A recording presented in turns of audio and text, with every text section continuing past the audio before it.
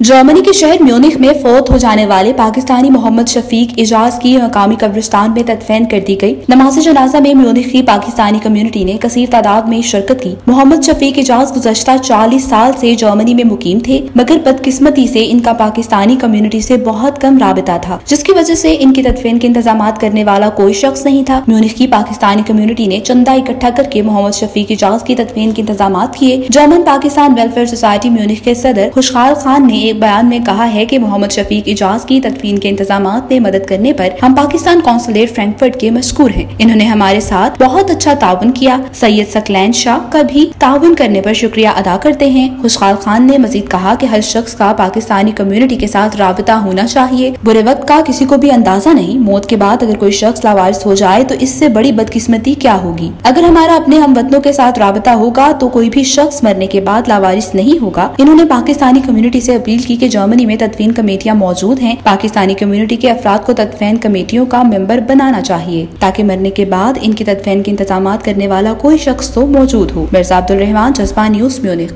Immigration और तारकीने वतन की खबरों से बाखबर रहने के लिए हमारा YouTube चैनल सब्सक्राइब करें और बेल आइकन को क्लिक करें।